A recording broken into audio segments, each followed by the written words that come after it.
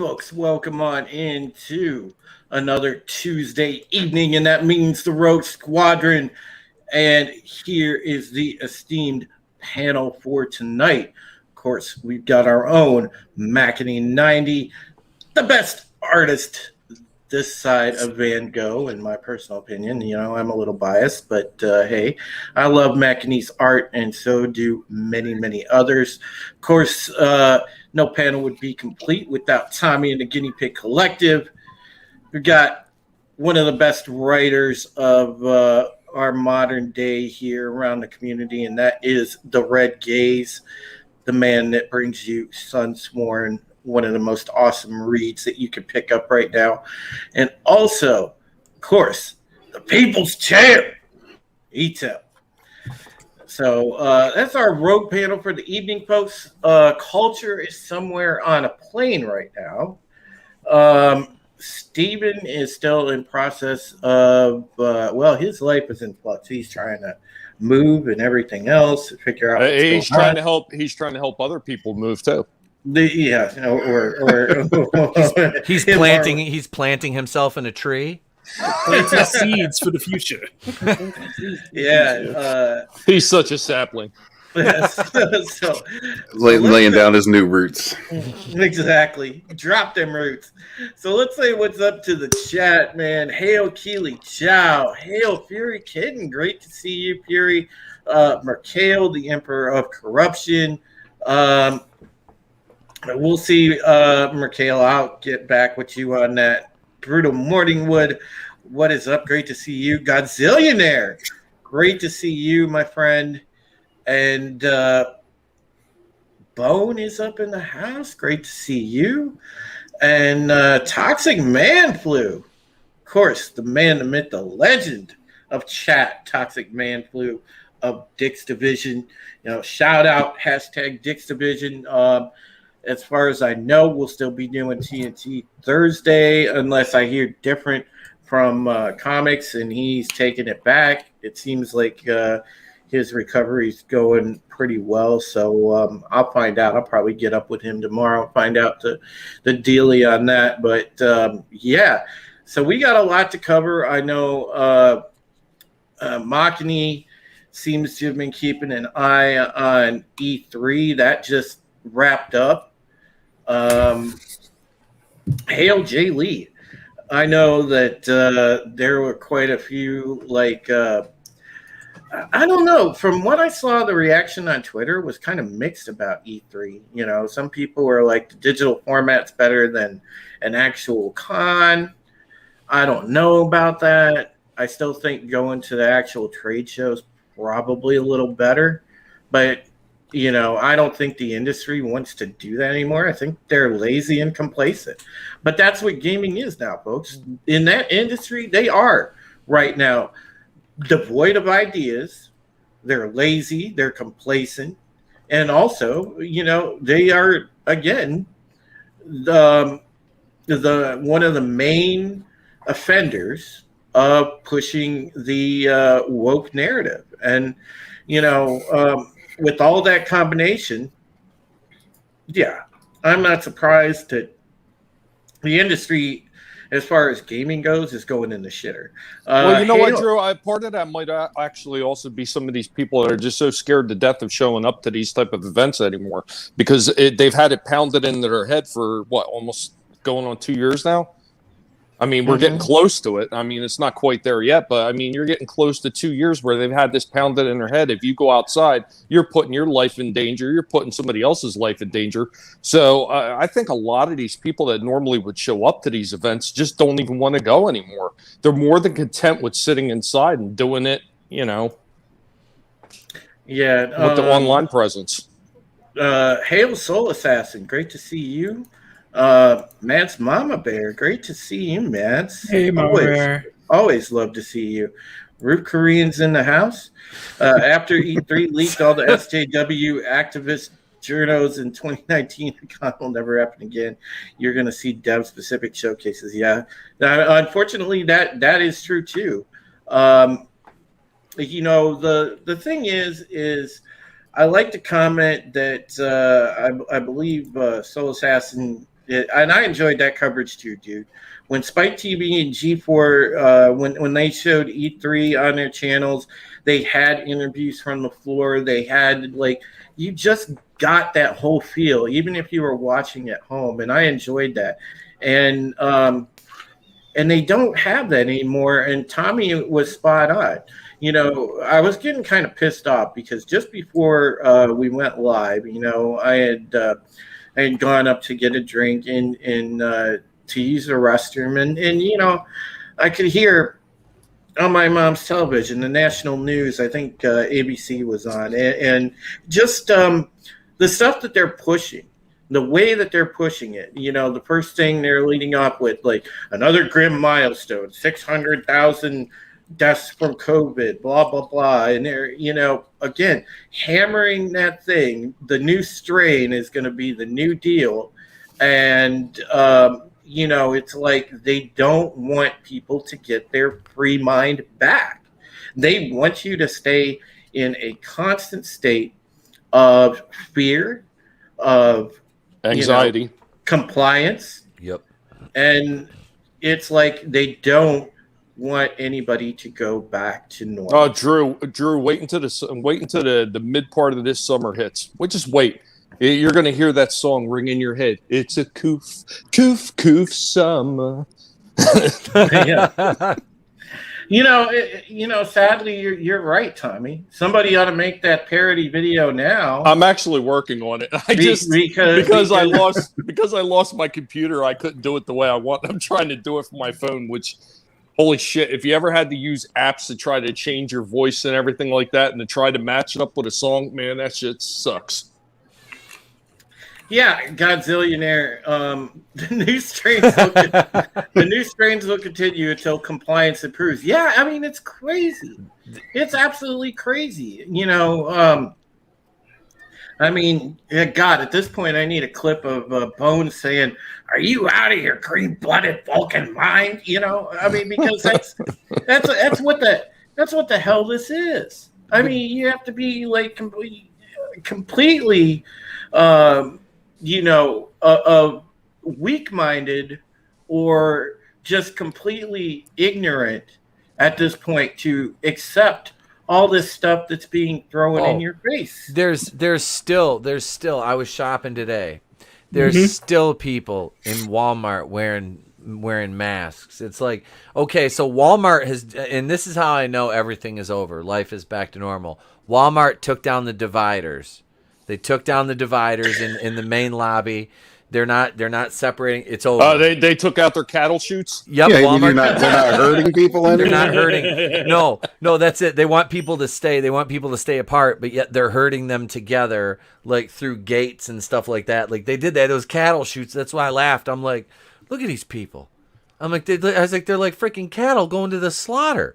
This whole thing has just been one giant exercise in how far can we push people into hypocritical situations and get away with it. Just been I think it's just been a giant test on how far can we push it, how far can we take these idiots until we know we have absolute control. It's beta testing and social engineering, yes. all in one. And like I said, I've been saying this for over a year now. It's they're testing. That's it. They're testing the waters for how far they can push these.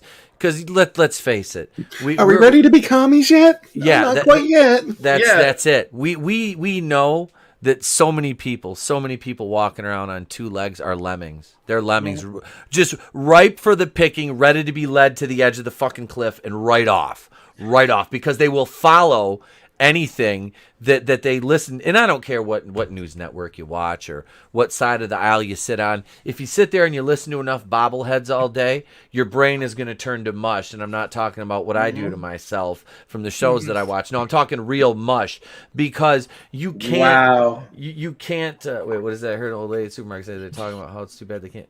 Jesus, see, that's another one right there. People, they think it's wanting everybody. It's conformity. it's forced conformity, and that's not what this republic is built on, and that's not what this fucking republic will stand on. It's forced conformity through fear, and on top of all that, what you're talking about turning people's brains into mush. I'd seen something the other day where there was a small video where this lady was talking about the importance of people still wearing masks because this is a dangerous disease and it's about to get worse with the new strain that's coming out, and she tried to equate this wearing masks and safety thing to people wearing seatbelts in cars. How people didn't want to wear seatbelts. Okay, yeah, you know what? There's actually testing where you could prove that if you're in a car crash, for the most part, a seatbelt will help save your life. Unless you're in a really high-speed accident, then there's a good chance if your seatbelt kind of curls on you, you can get chopped in half. But yeah, that's a risk we're willing to take. But Tommy, you obviously haven't been following the science that changes every other day. Yeah, I mean, and that's the thing. You know, nobody can trust the science because so many of because it's not science, it's all bullshit. It's politicized. So it's all convenient argument and conjecture. There is no actual hard science behind this, and it's funny. The medical professionals and nurses, doctors that dare to speak out they're gone out of their way. How many times have you guys seen like videos that we've seen scrubbed off of Twitter when one of them dares to tell the truth about their experience with but it's not just Twitter. It's like every single platform that sits there and espouses its agenda that, you know, we all need to be in fear constantly. They're scrubbing that shit from every platform. Yeah, I've had 2 videos scrubbed straight from my channel in less than a half an hour after posting. They ostracize you. They insult you. They attack you. They try to tear down your character. So and that's the thing. Like, I'm laughing at the height of this pandemic. All these so you're telling me these hospitals, when I heard last year, I laughed so hard and honestly, I have the utmost respect for doctors and healthcare providers. I truly do. But when you're telling me during the height of this pandemic that these doctors and nurses got time to make choreographed TikTok routines, and they're in the middle of a war zone, man, fuck you. Fuck you. Don't tell me to wear a goddamn mask. You got fucking putting them goddamn rehab balls in their asses and bouncing them up and down in big ass scrubs and making fucking TikTok. That may have been the video I saw. I may have used a clip of that in one of my videos back in the day, but I'm just saying it's ridiculous. It is ridiculous. And Hale, by the way, Benny, it's good to see you, buddy. Hale, guys. Yeah, great to see you too. What's up, Vinny? You know, I was out in the stores yesterday. I met up with Carla and John, other great creators. They came to visit Florida, and we're walking around everywhere without a mask on. It was fantastic. Yeah. Yep. Yeah. Vin, have you seen the moron still? I'm actually still seeing it around my way over here on the West Coast near the Gulf. I go into the grocery store or whatever. Most people won't be wearing their mask, but you still get a fair chunk of people still running around with their mask, like backing away from people, still scared to death. Yep. I mean, really, go back to wherever you came from, Dude, you shouldn't be here. Go back to Canada. There was some lady bitching me, like she bitched the other day, as I was the gas station over around the corner. I ran in to grab a pack of smokes, and this lady walks in with the mask. I walk back out. I got done paying for my smokes. I'm getting in my car, and she's like, "You can take a few minutes just to wear a mask in there." I'm like, "Where's the sign on the door for a mask?" Yeah. I was can you save a few seconds and shut the fuck up? Yeah. Mind your own business. Yeah. I mean, that's what you should have done. You should have put your finger up to her, like 1 second. Light up a cigarette and blow the smoke in her face, and then walk out. So you should have been like, "Yeah, I absolutely can. I can do that, but I won't." Yeah, and that's the thing, man. I was like, "Are you serious right now?" I didn't say anything to her because I think she was just trying to push for a confrontation. So I didn't even say nothing. I just got in my in my car and left. But it's like, man, these people are just. I don't understand how you can be that indoctrinated, that brainwashed. Oh, dude, I had somebody say something to me in a store. This is a while ago. Like I said, I was like, I'm not wearing one of these bitch ass things in public. I'm not. The only time I ever wore one was when I went in the park. Jesus, when I went to the weed store. That was the only time, and at work, because you have to wear them. We had to wear them at school, and you have to wear them in the weed store. There's only two places. That's a weird combination, but yeah, there's only two places I wore one. So I go into Walmart, and like, dude, this big. I mean, this guy is like. Just a behemoth. I mean, like fucking just huge. He was huge. And his wife's name was Humongous, and she was and they had their big humongous kid with them. And Lord Humongous, Lord Humongous. I thank God he wasn't wearing that loincloth and the apocalypse outfit. So I walk by him in Walmart, right, and I got my headphones in, but I keep them turned, so I can hear things around me. Right. And I walk by him and. I hear him say to me, "Where's your mask?" I'm like, "Motherfucker!" And I turned around, like, just snap. I'm like, "Motherfucker! The last thing I'm worried about, or you should be worried, is about me wearing a mask. Looking by the size of your family." I'm like, "Besides, I left it on your wife's nightstand. She can FedEx it to me." And just kept walking. And this moment, I literally, I was like, "I'm not, dude. I'm not. I just like, I'm quick with shit like that." I'm like, if some dumbass is gonna say something to me, I can pop off a quick response. That's promo right there. That's wrestling shit. Yep. And he just stood there, and his wife, they were just like, I kind of, because I was by myself. I'm like, if I'm gonna say some shit like this, I'm not gonna do it. My family's with me. I'm like, all right, dude. I'm like, I'm gonna get in a fight in a Walmart. I'm like, I'm about to be on white trash. Fucking this is gonna be like white trash, and I'm in trouble. I am. I was like, it's all trailer, no trash, baby. I'm like, let's do this. And they just stood there looking all chubby. I'm like, man. Let's pull in our other special guest for the evening. We got Vigilante Williamson. Vigilante Winston here. My God. Hello. Vigilante Winston here on the first episode of Rogue Entertainment I've ever done. But this is not the first time I've been on Drew's channel. Hell, Drew. Hell, everybody. Hell, Knocking 90. Tommy. Hell, sir. Hail. ETEP. I don't think I know of you, but I don't know if I've ever streamed with you. I don't think we have yet, honestly. Vigilante Williamson is one awesome dude. One of our great pals here in hashtag Dick's Division. He is awesome, and he's got an awesome channel. And most of you guys in the audience know VW. He needs no introduction. That's my faces. So I wanted to bring him on. It's really nice that he was able to take time out of his busy street schedule to come here and say what's up. Here's the thing. I'm not. First off, I'm sick of all the anti-mask propaganda. Obviously, I wear a mask. I'm a little bit. It's not the same type of mask though, so I'm joking. I live in the Carolinas. I don't have to deal with the shit, and it's hilarious. But I'm not a superhero. I'm an anonymous citizen journalist. I don't want anyone to think. I know it's almost like the Dave Chappelle sketch where he says, "If I'm dressed like a police officer, I would," and you say, "Hey, help."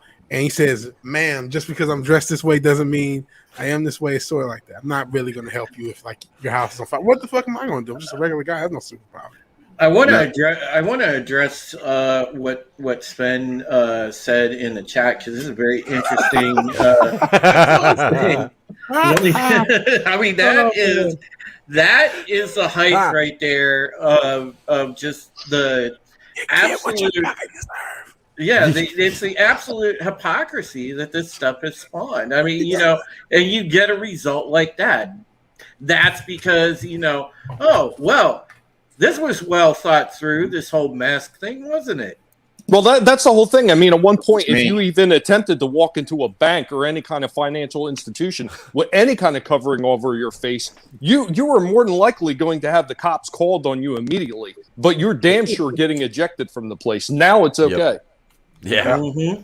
But it was me. I robbed them. It was Harrison. It was Harrison. I don't think you can equate your robbery of Disney and KK really to a bank robbery. He wandered off the set of Indy 5 and robbed a bank. Yeah, they gave me a mask. They said, "Go get some lunch." I forgot where I was. Indy, Indy, Harrison. James Mangold said he got the support of you, Kathleen, and Spielberg. He was dealing with those people on the internet. I support them Indy 5 should 100%. not be happening. I hate the fans. I support Mangold 100%. Out with ageism. I'm 90. I got my walker. I could still do all the action flicks. Yeah, look, you still got it in those leaked photos. Oh, It's a good thing Harrison's not in porn. Which leaked photos? Dad's mama bear went to the hub. Oh man, Hale, the weight down. Great to see you, my friend. Wait now. Yeah, that one of the things that that I wanted to discuss was, that whole thing, Makani. If you got the article or whatever about the Mangold thing, I wanted to hit that real quick because this is kind of ridiculous. And there's also, by the way, folks, how I think last week we were talking about jokingly about doing an A-Team remake. Well, they went with another 80s iconic sitcom, by the way. They took Larry and Balky, and of course they're going to go and they not only didn't they not only gender swap them, they race swapped them. I didn't even see. I just saw that they were. You talking about Perfect Strangers? Yeah, they're gonna do Perfect Strangers. Shit. Why would I leave cousin Larry alone? Finish my video.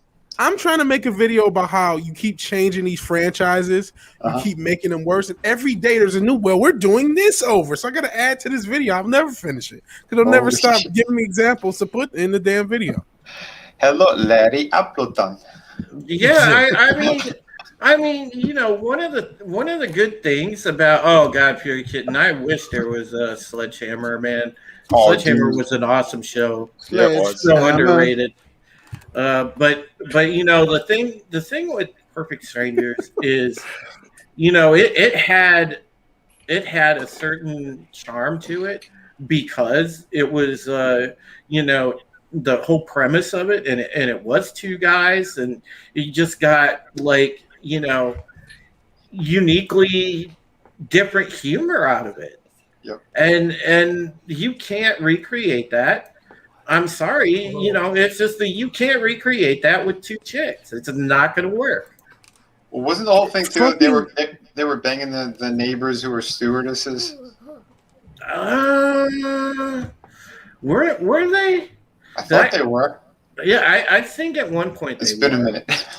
Yeah, it This is has a been hot a minute. take question. Yeah, I have not seen it. God, no one has seen Perfect Strangers in like 20 years. It was the 80s, 90s. I remember it, when it was like part of TGIF. You had, in the 90s, because it went on into the 90s. Yep. Yeah, Family Matters. Man says, yes, indeed, they were dating the neighbors. Yeah. It doesn't need to be remade. You don't have to. Hail, Danny. I'm chat. Champion. Hey, Danny. What's up, Danny? Go ahead. Yeah. If you're going to change so much, if you're going to change these characters, make a new show. Make a new show. Perfect Strangers was just a remake of Odd Couple. Yep. You know what I mean? Yep. It was. It was kind of an updated Odd Couple. Yeah. So you don't have to call it Perfect Strangers. No. And by the way, how many people really are like? No one was looking for a Perfect Strangers remake. Nobody was like, "Oh, Streamception." It's a stream in a stream. I think I have the new name for it. Wait, hang on. Perfectly diverse strangers. It's not even diverse because they're both black women. Which part of the thing is they were different. You couldn't even switch up the nationalities. Well, maybe make one black, maybe make one Asian, make one something. If you had to do it, because that was part of the thing. It was a culture thing. Are we gonna get an appearance from? Yep, he's here. He's getting ready. He's getting ready for bed. So all right, go ahead, do it. It's me, Benny. Yes, it's me. Mario. Kids love me. What can I say? You gotta do the red gaze thing. Yeah. Say Mario, it. cha cha cha. Cha cha cha. All right, buddy. Good night. I love you. Oh man, hey, that is an adorable kid. Mini tap Forever. Yes. You hear that? forever. There, he made it. He's been standing here waiting patiently. I told him he had to wait. They married. Made him They, wait. they married the. They married the stewardess friends. Larry made a documentary about family matters with a spin. Okay. Yeah. Was it a spin? I did not know that. Yeah. Perfect Strangers is about a guy living with another guy who was foreigner. Comedy revolved around the backwards foreign ways. Imagine doing the same comedy with the black woman. Yeah, Sven, exactly, because it's not going to work. You gotta love how they just the default is we're gonna replace every white male for a black. We're gonna replace a white male character for a black woman. Mm-hmm. That's the default. I'm still searching for those depends. Day 7. Real thing Harrison from like used 20 his years shirt. ago. You know, here's the thing I think you're all missing. That show, there was nothing, there was no foreigner in it. They were both white men.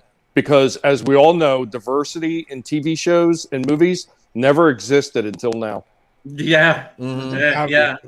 And they love that little piece of revision. Nothing diverse existed before 2016. So It's the same thing. We never had a female lead before Captain Marvel. Remember? I know, right? that was a glass ceiling shattering performance by Brie Larson. Yeah. Exactly. Yeah, no black superheroes until Black Panther too. Yep. All right. So Blade never happened. Yeah, Blade Stop sitting around making going, "Fuck me!" What right? about Stop Shaft? doing sequels. Shaft. Make Shaft something never original, happened. please. Yeah. Shaft was a superhero. I don't care what anyone says. Fuck yeah, he is. Shaft was dope. Dude, I've got the You know vinyl. Shaft is I've got the vinyl to Shaft, the original vinyl to the first movie.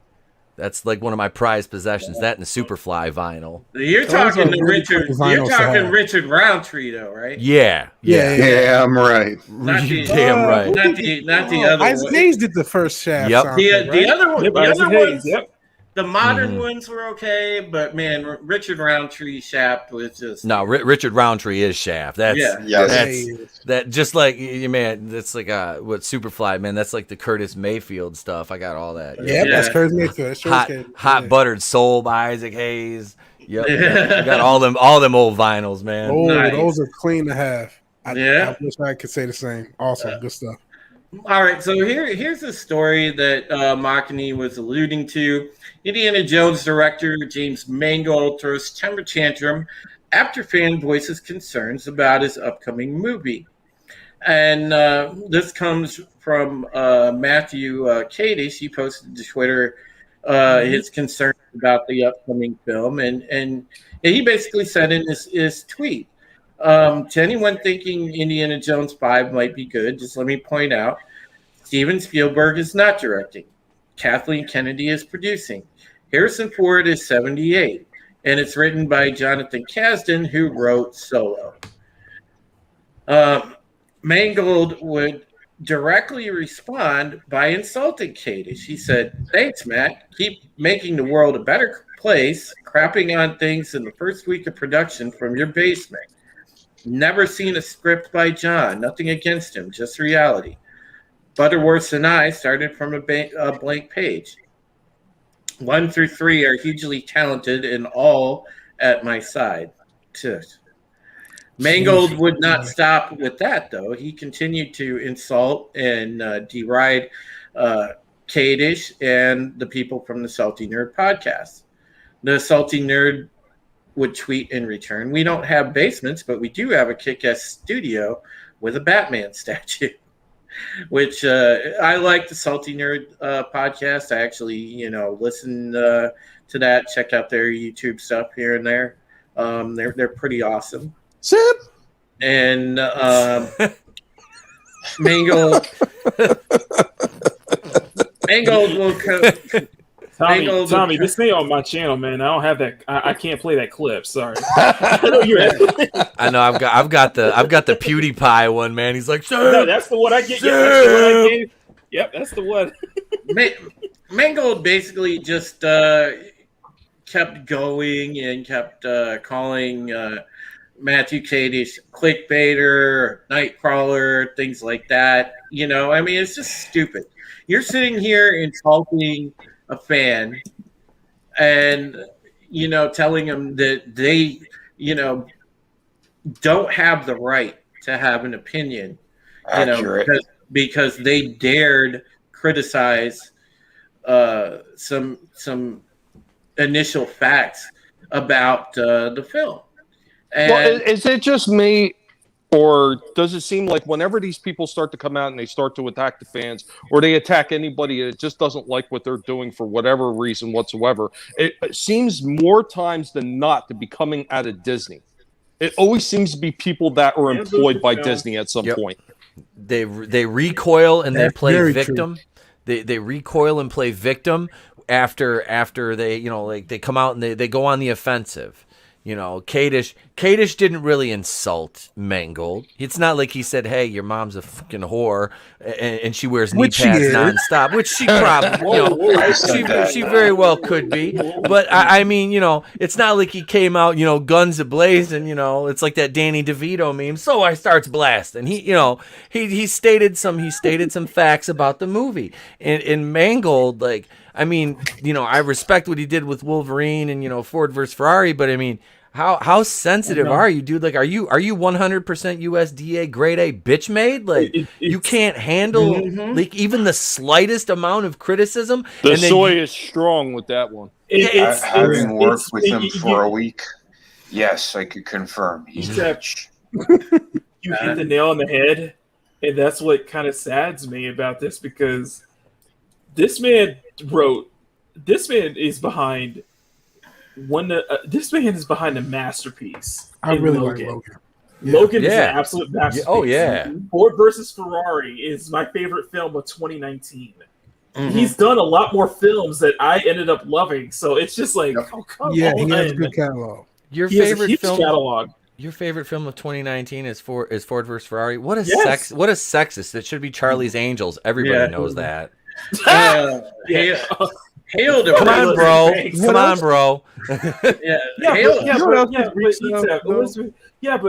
Elizabeth Banks is a piece of crap. So. I know. I was there opening night and I watched it for my channel on a bet, dude. I had to. It wasn't made for men. But then fails and blames men for not watching the film. I'm like, 5 people in the theater opening night.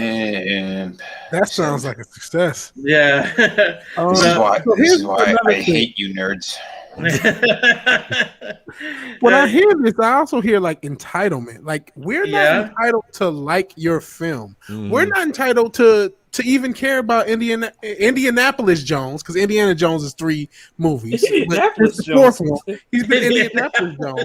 That was the name of the cat. We have no interest in this, you know, excuse the pun, heresy. Or this is garbage. We don't need another Indiana Jones movie, period. Take away the wokeness, take away all the other factors. We just don't need one. It's been 30 years. He said, hold on 1 second. Indianapolis Jones, is that like a black version of Indiana Jones? It does kind of sound like that, right? Yes. Like the you know what, at this point, you know, quite honestly, what they should have did at this point, if they were planning on continuing the franchise, they should have just handed it off to the son that they showed in the last movie. This way, they could have did whatever they wanted to do, and nobody. I don't think nobody would have cared as much, quite honestly, because if it's not Harrison Ford and they're not really destroying what was the original Indiana Jones, and it's just some stand-in, who's going to give a shit? Yeah, bring back Shia LaBeouf. Isn't he like on some island? He's like living a life like he's living a life like Castaway or something. Wilson. Where the hell is Wilson? Somebody tell me where the hell Wilson went, son of a bitch. Bruce Lombardo's quote comment right here. Oh yeah, let's highlight that. Yeah, Bruce Lombardo. First off, Bruce, Amy Shooter is a no funny, untalented hack who steals jokes from other people and likes talking about her vagina. She's the female Carlos Mencia. And 2, John Cena's actually stuck his dick inside of her. So yeah. Oh. He went in. He was like. You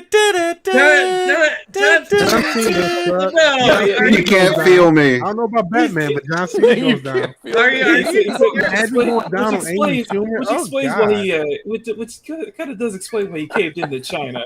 Said time. He stuck it in. He was like, Are you serious? Are you serious, Rocky? Yes, that's serious. I'm not the only one who heard that rumor. He really was dicking down Amy Schumer. Yes. Yeah, it was like Robert Pattinson. I was gonna say it was probably like what the way Robert Pattinson did to Zoe Kravitz on top of the Batmobile. I mean, you know what? I'm pretty sure the little quote hot dog down the hallway is probably appropriate right now. Man. That shit ain't kosher. That shit ain't. Well, in Pats's case, Hail Tina. It wasn't kosher, but in Pants's case, that was straight up gangster. That man walking 55. Hail. You know what's gangster? Banging Leia and no Luke. self-respect.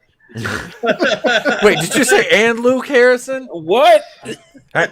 Hang on a second. Let me holler at this. Here comes a new memoir. Let me holler at this motherfucker for a minute. What did you just say? You fucked Luke Skywalker too? Senile asshole, man. Yeah, let me guess. You made him swallow your lightsaber, didn't you? I don't know what the fuck that is. I had a his last words of Luke is, "I know it tastes terrible, kid, but it'll keep you warm." Oh, I don't even know what. That's not how the Force works. That was 1 in a million. Hey, so you're tickling the Wookiee's balls. What did you do to those furry little Ewoks? No, the Wookiee was filming it. I was banging Leia. Luke walked in. I said, "What the hell? Come on, kid. Let's have some fun." So the Wookiees have do the Ewoks have disposable thumbs too? I always wondered that. This is weird. A weird time to ask, but do they? Are you fucking high? Harrison, are you fucking high? I'm always high. I hate my life. I mean, I would be too if I was crashing planes at 80 years old and then they were like, "Hey, old man, go run in front of this fucking green screen and wear these tennis balls on your head."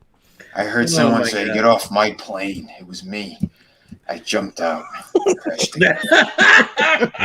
Can we just pay Harrison Ford continuously to say, "I want my family back"? I didn't kill my wife. Oh, this chat right now. Yet. Yes. The key word is yet. Oh, man. Are we going with mushrooms, or is this really happening? The vigilante. No, this is really Avatar. I like money. That's why I'm doing another Annapolis film. Yeah, I like money a lot. Listen, James Mangold did the right thing. Fuck you, nerds. Oh, look at Bruce Lombardo says, "ETAP, I figure the damn Ewoks would be the best, give the best handsy in the galaxy. They'd be making your junk look so magnanimous." Yeah, that's how he was saying. Great shot, kid. That was 1 in a million. There you go. They're the perfect height for a BJ. Oh, jeez. Yeah, but you don't want them to bite that shit. I mean, they're fucking cannibals. How the hell do you think Leia got a dress so quick? They cooked some bitch before because she burned the pot roast. They just cooked her. They cooked her. Listen, it was the 70s and the 80s in a galaxy far, far away, but there was a lot of coke. I don't know. Lando was the only brother on that planet. I don't understand. They were y'all around some violent-ass teddy bears. That's some He bullshit. was fucking the plane. That was true. I gotta get a handy from L337. Hang on a second. I'm gonna stick my dick in the exhaust port. You're all about you really gave it to the Enterprise, I must say. Wait, Enterprise. Stargate forever. Wait, Enterprise. Wait, what? Stargate forever? What? He's senile as hell. He probably pooped himself twice during this conversation. 3 times. But who's counting? Make it 4. Make it 4. That's 4. I was there, kid. 5. Okay. The conversation has just sparked an actual nerd question. Sorry, I didn't mean to walk No, off. you may ask your nerd question. Wow. Okay. Do you guys think Lando smashed Leia in the time between Return of the Jedi and Empire Strikes Back? Because in my head canon is like definite. I think he did. He smashed. Lando was Leia and Chewie. Here. I mean, really, Lando would just lay on that. Hey, you know that Billy D. Williams like. Hi, I'm Lando Calrissian, and that deep, smooth, buttery tones, and Leia was just like, brap. She was. Oh, it was Niagara Falls. Dude, No, I'm sorry. There's no way it happened. There's no way it happened. If you guys at all paid attention to what they dropped in Solo and how they changed everything and showed you who Lando really was, he was whispering in Lobot's ear. He was getting on with him. We're not talking about that's apostasy. That doesn't count. Yeah, everything Disney said is just he was banging R2-3PO. Yeah. Well, no, it was all in the family as far as I'm concerned. It was all involved. It was like they in between movies, man. They kicked it on Endor like it was West Virginia, you know. Yep. We took the lid off that little robot. I did know that. Right now, actually did know that Mary Jade went black, and then she did go back, but she went black in the first place. Oh man, you tell Vigilante that in the EU, Lando smashed looks like damn, he did Luke dirty. Lando's over there. Yeah, fuck you, Luke, Jedi Master, my ass. Hang on, I'm gonna have a Colt 45 while I'm banging your wife. He's like, I had a weakness for Luke. Luke walks in. He's like, Luke's like force choke him, and he's just like harder. Wait, Luke's like, what, motherfucker? It really is a shame where they took that character, like from what Lucas originally envisioned him to be like in the Empire, and then Return of the Jedi, and then how it was continued in the EU. Because I was just rereading one of the Jedi Academy trilogy books, part 2, and Lando, I mean, he was obviously hitting on a whole bunch of women throughout that, but he's so suave that he managed to piss Han off into a position where Han decided to play another sabacc game, and he wound up losing. Han lost the Millennium Falcon back to Lando. I mean, that's how smooth this character was, and they turned him into a buffoon in the sequels. Yeah, they turned him into a blundering idiot, a robot fucker, an LGBTQ icon. Don't you forget. Hail Apollo Patriot! Great to see you. Resvergam says, "Once you go Wookiee." ... Oh God, man! Give me Snooki. I got the memo. I got the memo on the new films. They said all black characters. They're going to be big deals. Big janitors. Chat is just on fire, and now I'm going to switch gears really quick to something current events related. As we were discussing the other stuff earlier. Well, let me bring this one up. This was an interesting thing that I saw on Twitter, and this comes from the Daily Caller. Let me make sure I'm sharing audio on this too. So. This is from our current AG, Merrick Garland. Now, he says in this clip, in the FBI's view, the top domestic violent extremist threat comes from racially or ethnically motivated violent extremists, specifically those who advocate for superiority of the white race. According to an unclassified summary of the March Intelligence Assessment, the two most lethal elements of the domestic violence extremist threat are racially or ethnically motivated violent extremists and militia violent extremists. In the FBI's view, the top domestic violent extremist threat comes from racially or ethnically motivated violent extremists, specifically those who advocated for the superiority of the white race. So, all right, I want to say, number one, is that rampant generalization, or is that rampant generalization? Does he have one receipt? Any receipt? Anything resembling a receipt? Do you really think that they ever would? No. That's the thing, you know. Throw me a freaking bone here. Throw me a bone, people. And this is why this is peak clown world. And let me tell you, around here, because as many of you know, I live here in Ohio. I live right near Cleveland. Okay, now I don't live in Cleveland proper. I live in a different town, but in downtown Cleveland, you know, they went and actually made systemic racism a public health threat. They list it as a public health threat, and it was dead serious. I mean, that was on their list of public health hazards, whatever. They have that at the top of the list, and now we have more coming from the federal government now, essentially generalizing that all people, you know, and if you're a white person, God help you, because you're automatically a racist if you happen to share a different opinion. Because that's essentially what they're saying.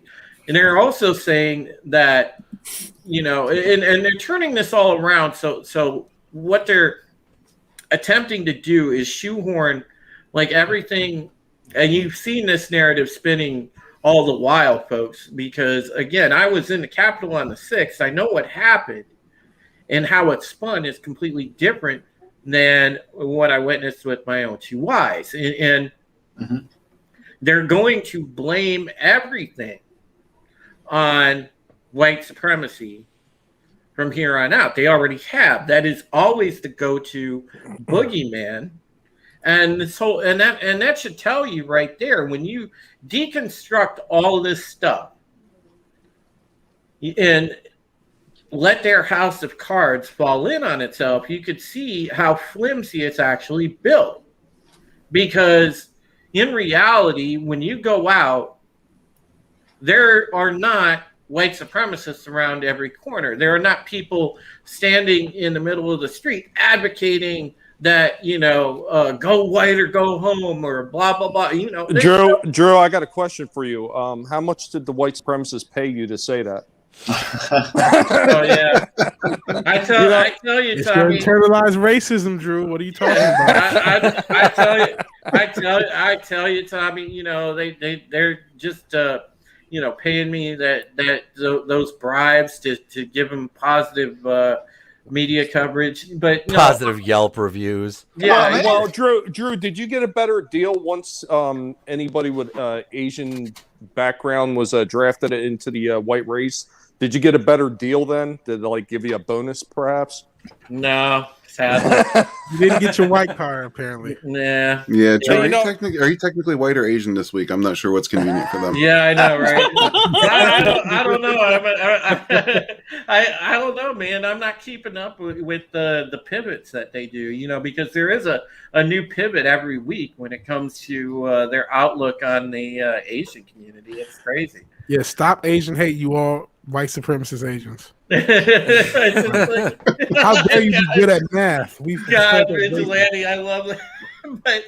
But you know, I mean, as sad as it is to sit here and laugh about it, I mean, this is what's really happening. It's complete clown world. I mean, for them to come out and the Attorney General at that, who is supposed to, you know what's going on, be a pretty grounded figure as far as enforcing federal law and you know, investigating actual like threats to you know, our country and crime and everything else. He's saying that, oh, we have to tackle the rampant white supremacy problem. And meanwhile, I'm like, okay, where exactly is that? It's all over. Just look outside your front door, Drew. It's right there. Yep. Right there. Just look in the mirror, Drew. And this is funny because we're listening to this from the Attorney General named Merrick Garland, who is who is an insert because they're still salty. He didn't get the Supreme Court nomination during our 44th president, President Barack Obama's term. He tried to nominate Merrick Garland, and he did not get confirmed, whereas 45 had 3 confirmations. So Merrick is a little salty and looking to strike out at what he thinks is the boogeyman that kept him from it's just, this whole thing is it's a joke. Like, if you honestly look at the dangerous joke, though, that's the problem. If you look at the FBI, like the FBI crime statistics and on like organized crime or like hate groups like the Klan, there's like maybe 2,000 like 2,000 Klan members nationwide now. That's and they're not like organized. I mean, what do these guys do? What do? They get together.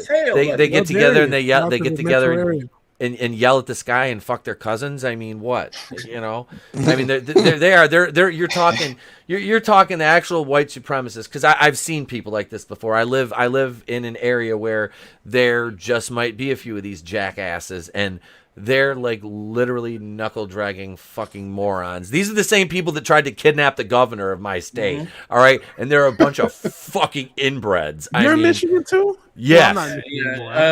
No, if you want to get a good representation where most of these people are alike, just go back and watch Porky's 3. Or that'll pretty much tell you everything you need to know. They are, dude. These people, they're morons. They're complete, like, and utter just fucking you, like, seriously, when I saw the picture of them on the news, I just wanted to play the Larry David theme music from the end of Curb Your Enthusiasm. Just like, that's, I just look at them, I'm like, these seriously, either that or just the beginning banjo scene from Deliverance, just ding ding ding. Like, I mean, they don't have one brain between them. I'm sure they share it, because God knows the chromosomes are all messed up there. Rural Michigan, someone who's lived there, it's a strange place, man. Trust me. I lived in Detroit and I lived in the sticks, and in the sticks, I mean, it got weird. Meth is a hell of a drug. What's up, Darius? Hey, Darius. Yeah, dude, Vigilante, trust me. My wife's from Detroit. I grew up in northern Michigan. Okay. My dad's a retired undercover Detroit narcotics officer, so I spent a lot of time down there. I used to work. I worked all over. So yeah, and when I moved away and then I moved back to where I live, it's just like I always say, it's like the end of the movie The Graduate, when Dustin Hoffman and Mrs. Robinson, they're in the back of the bus and they're all happy, and then they look away. It's like, what the hell did we do? Like, when I moved back here, I was like, oh God, like oh God, why? It's like, oh yeah, my parents. That's right, the old people. I mean, it's one of those things that they always try to push this narrative that these groups are a lot bigger than they always were. And you know what? And here's the thing: even if you live in an inner city, you are going to run into those type of people. I've ran into a few of them over my years as well when I lived up in Trenton of all places, where the majority of Trenton it's black in the inner city. This is just the way most inner cities like that are. They're the majority black, but you still seeing those freaking, like, the skinheads, the neo-Nazis. You still see those suckers around. They're like little cockroaches. You almost never get rid of them completely, but they're always around. But they're nowhere near as big of a problem or a threat as they're always trying to claim that they are. I mean, hell, the inner city gangs are 10 times the size of any of these freaking groups that they're claiming are a national threat. Thank you, because you're spot on, Tommy, because, again, it's a deflection. It's a diversion. It's a deflection. It's exaggerated. And all of you in the chat, folks, you're smart. You understand, because we were just talking about the same thing, the exaggeration and the selective dissemination of information to you if it backs a narrative, because it's all by design, and they're doing that with this current thing. Because notice, when this administration is in power, and specifically the extreme left, what do you hear? Oh, the biggest problem that we have is white supremacy, systemic racism, and then, oh, what's the other one? Oh, don't forget climate change, because somehow the earth doesn't work in cycles. Oh, no. It's climate change, and we're all going to die. And that is meant to stir you to spend money, to go and let the government raise your taxes, to quote fight said climate change, which is a big load of bunk. I love that Biden said the military is going to fight climate change. I was like, I just picture him out there with laser guns, just going pew pew, Yeah. that climate change. No, I mean, it's rocks. Hey, They're Drew. throwing rocks in the sky. I mean, this is all bullshit. It's fear to control people. That's what it is. And if everyone's fighting amongst one another, no one's seeing what's really going on. I mean, this is the narrative that they push. They have the whole, pandemic. This is stuff that's like, if you look back, the Rothschilds had this planned in 2010. Space Force versus climate change. There you go. Vinny, you're not wrong. I don't Vinny. You're like speaking the truth. This is deeper than just a few idiots. This is something they've had planned for a long time. Oh yeah. Hey, Drew. Did you see Resgram? I'd rather be called a slur by some white supremacist every day than get beaten and have my business vandalized by Antifa BLM. Yeah, and by the way, folks, on the in 11 days on the 26th, former President Trump is supposed to be having a rally here in Cleveland. I'm going to go down and take my second crack at doing some guerrilla journalism, and I'll go down there and try to get some good footage, some man on the street stuff. Anybody, if you live near the Ohio area, if you want to go to the rally with me, if you want to, if you're free on that weekend, whatever, because it's on a Saturday, and you want to link up, hit me up in the DMs and we can work something out. If you want to go and cover it again with me, we'll go down there together. So get at me if you think you're free. If you live fairly close by or in a neighboring state and you want to go to the rally, let me know, and we'll definitely we'll link up and we'll do that, because man, there'll be some rich stuff down there. And by the way, that both groups that were just mentioned, I'm sure at some point we'll have people there. Hey, Drew, here's another one. Furry Kitten, the BBC headline. You might find that one interesting. What happened? Yeah. What was that? Racist attacks. Yeah, BBC headline: Racist attacks in London leave 3 Muslims dead and many others severely injured. That was in relation to the Westminster Bridge attacks. 3 Muslims shot. They macheted their way through a crowd. And this is how, this is again how the media spins it. This is how modern media works, because it's not about reporting the facts. It's not about saying the person's age. It's not about saying if they're male or female. It's about getting the outrage clicks. It's about saying, they automatically lead off with what race they are. And guess what? If a white person gets murdered, they are more than likely not going to report it. The same thing if it's black on black crime. It gets swept under the rug, which is why it's harder to actually find the statistics of what's going on in Chicago every weekend, because they don't want you to find that. Yeah, because but you mentioning that makes you a bigot, Drew. I just want you to know that. That's joke fine. about it, but That's how they act. I'm sorry. I think things like that are institutionally racist. Just like the shit with the grooming gangs in the UK. Who do they think they're helping when they do that? All they do really is bring more that's a big word, I can't even say it. I'm not gonna say it. Bring more antagonizing towards whatever group they're supposed to be championed by. So by not, there are creeps and shitty people of every walk of life, every group, whatever. So when someone does something violent, and just report it as news, report it accurately, and this will never be a problem. But they're the ones that say, oh, well, if it's a Muslim or if it's a black person or whatever, we have to hide the identity and fuzz up everything. And again, that grooming gang situation out in the UK, it's basically coming here where if it's against the narrative, they're not going to report it or they're going to allow it. Well, here's another thing to chew on. Now, I remember through the 80s, most of the racist stuff was kind of kept to a minimum. I mean, you'd hear somebody acting up every now and then, but it wasn't really widespread. But a lot of these people start crying. They whined and they complained, the younger generation, and say, I'd rather have somebody tell me exactly how they feel out in the open and in public. And then people started doing that. Then all of a sudden there was a problem because now they're hearing it. This is kind of dumb mentality that actually started in the 90s with that shit. Oh, I'd rather hear that you're a racist, this kind of shit. And now they're hearing it and they don't like it. But guess what? It's on both sides of the fence. And that's one thing that they always miss in the mainstream media. And that's one thing that they miss when they got these damn professors in these damn universities and these colleges. They never talk about that. They only talk about it from one side. Yep. And really, Tina Bojan in the chat has a really good point. And I know you got a super chat. Yeah, I do want to get to that real quick because thank you to the anonymous person that sent the 10. They say, "What are you drinking, Drew?" I am drinking Dunkin' iced coffee. It's French vanilla. It's pretty good. Bruce, is that you?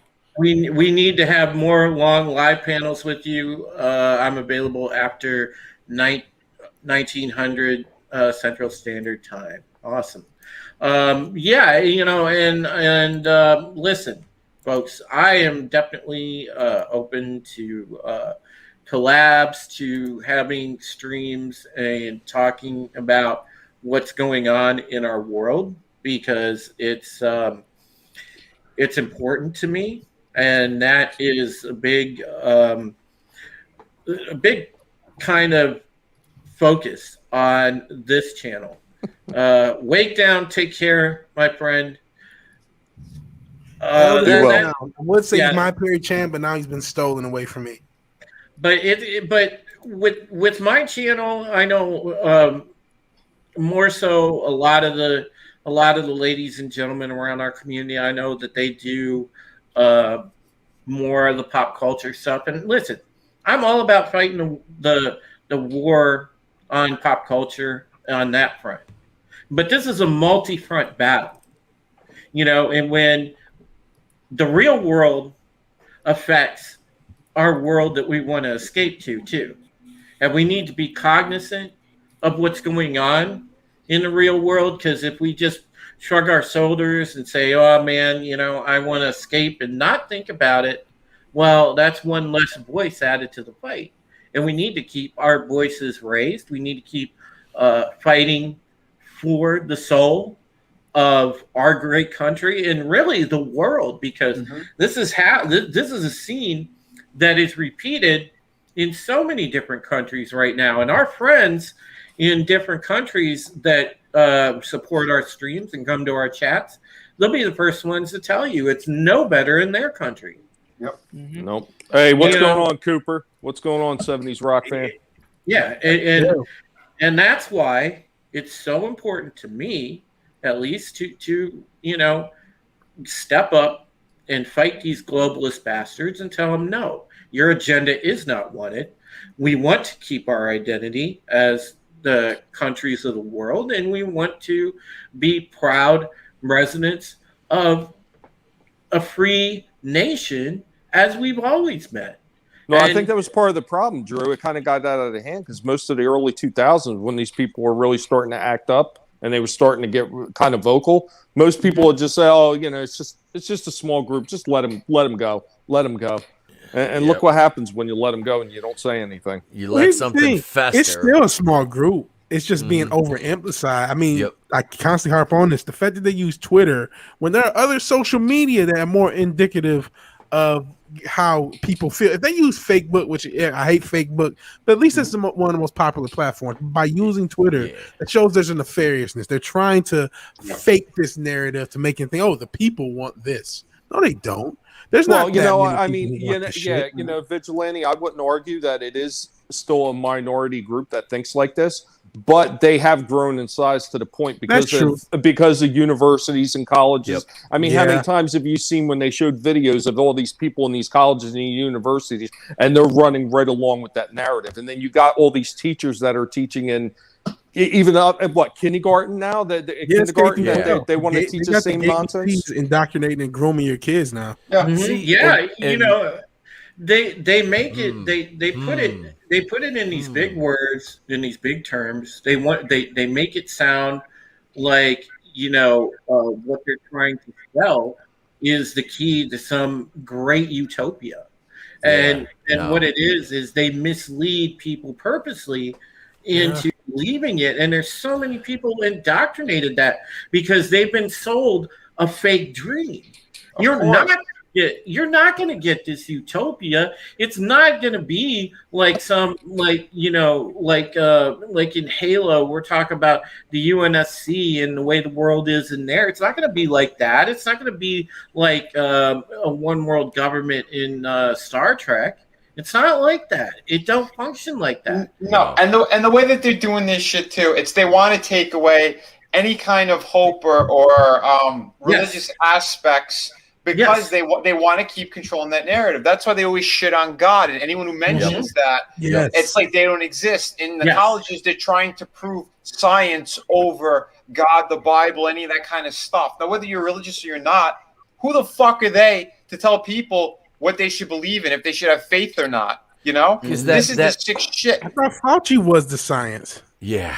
Yeah, Fauci isn't a scientist. Resbergan brings up a great point here. People can't retreat into their hobbies anymore. They've all been infiltrated and destroyed. Yes. Did you see what Take-Two Interactive's panel at E3 this year looked like? Resbergan, I have to confess, I didn't watch a moment of E3. I refused to watch a moment of E3. It was just not even worth it to me. Darius, that's why we're creating over here, because we're not corrupted. That's why the books that we've been putting out, I'm on campaign number 6. It's because there's stories, there's good shit, there's entertainment without that poison. It's out there. You guys just got to look for it. You know? Yeah, I do want to applaud people like Vinny and Gaze for the way that they write and create things, because thank you for making they keep that kind of poison out of it. And that is one thing that I will always support and always applaud, because it's exactly what Vinny was spot on with the description. It is poison. It is meant to divide. It is meant to cause harm. It is meant to be negative. Folks, it's scary, scary stuff. But this is where we're at. But and I like that you said that too, because it is that negative fucking thing that they're putting out there across the board. That's why even creators, like when they're on my channel, if they're shit stirrers, if they're drama queens, if there's negativity that they want to bring, that doesn't mean shit to anything. You want to rip apart the industry, that's fine, go for it. We all make fun of them, it's fine. But if it becomes like that infighting stuff, that's more poison, right? And that's the thing, is a lot of people are getting blinded by certain rage as well. Brett and I, we've been creating like crazy, and we've been trying to promote and push the positive angle on stuff. He has an amazing story that he did. He did a novel that's almost 600 pages.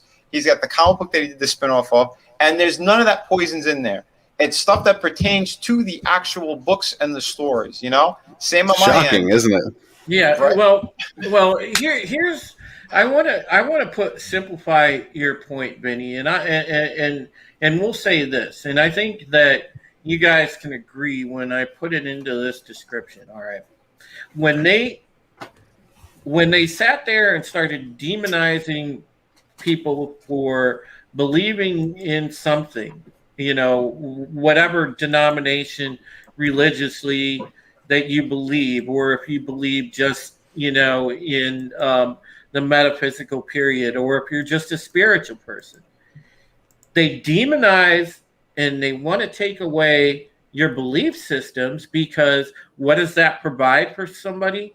Well, belief system provides hope, and the more hope that they can take away, the more despair they can bring out. Right. And when you have desperate people, they are easily persuaded to do anything, because at that point they're willing to do anything to escape their desperation. So that is why belief systems are taken away. That is why believing in oneself is discouraged. And also, belief systems provide a set way of a bunch of people. It's a custom. It provides a moral compass. a moral It provides compass. a moral that compass. People And can go for or against, but it's a moral compass that most people would tend to go into. And now that they've destroyed that, and I mean, regardless of whether people believe, I absolutely do believe in the Bible, and I know that's not everyone does. I know not everyone on this panel may not. That's neither here nor there. The story of the golden calf is still I wear a cross for a reason. Okay, cool. But the story of the golden calf is a very, integral story as to understanding human nature, because relative to the story of the Bible, the Israelites have seen the Red Sea split. They know God exists, and Moses is gone for a few weeks, and they say, let's worship a golden calf. Humans need something to worship. Humans need they need something to actually keep them on the virtuous path, and that's what a lot of those stories are for. They'll replace it. Well, it just goes back to the fact that people, by our very nature, okay, we derive hope from believing in something higher than ourselves. In the times when we don't have the inner strength, maybe to believe in ourselves, well, whatever that higher thing than yourself is that you believe in can pull you through in that particular instance. And that is something that is needed by many, many people as just a living mechanism, a coping mechanism. And when that's taken away, again, despair sets in, and we get in a situation where desperate people become controllable people. And that is how they have instituted so much control over the population. That's how you get the mask disciples. That's how you get the trust the science crowd, even though we all know the science isn't real. So basically trust us is what they're saying. That's how you get where we are. Well, you know what? That doesn't even make any sense, really, because when you think about the whole science aspect of it, and they're always saying trust the science. Trust the science. Okay, well, let's look at the basis of every last one of their sciences in question. They were all created by scientists who almost like what, 70 or 80% of them believed in God while still promoting science because they believed that they worked in unison. So in that aspect, they should take all their sciences and throw them out the window because, well, they're all racist. Well, listen, folks, even, whether you believe in God, whether you believe in Allah, whether you believe, in just spirituality, period, and even if you're agnostic, well, here, something to believe in across the board is two great things: gunpowder and lead, baby. So make sure that you are armed with two things: your conviction and a good sidearm. Oh yeah. Hey, and for a second, let's go back to science for a moment. If you want to do a science experiment, I've seen this in multiple places, multiple times. They've taken pieces of fruit and they had them next to one another, same exact environment, whatever. And every day, somebody would yell at one of them, curse at a piece. You're a piece of shit, you're horrible, whatever, all negative stuff, right? And the other one, you go, oh, I love you. You're fantastic. You're great. Just the positive and the negative energy out of that. One rotted quicker than the other. Guess which one rotted the fastest? The one with the negative energy. Fuck did I do? They did this. Your head looks like a piece of fruit. I'm sorry. You fucking anti-Semitic you anti-Semites. You fucking anti-Semitic bastards. I get it now. Listen, that's it. I'm calling the ACLU. I'm out of here. Fuck you guys. But this is what I'm saying. Now, if you don't believe in anything and you just believe in science, what does that tell you right there? There is something else out there. If negative energy and positive energy could have that effect, make something rot or disintegrate quicker than if you're giving it love or talking to it properly. You know what I mean? Mm-hmm. Now, how do you think it's happening with people? Exactly. Well, yeah. And it's the same thing with, you do consciousness experiments, where everybody.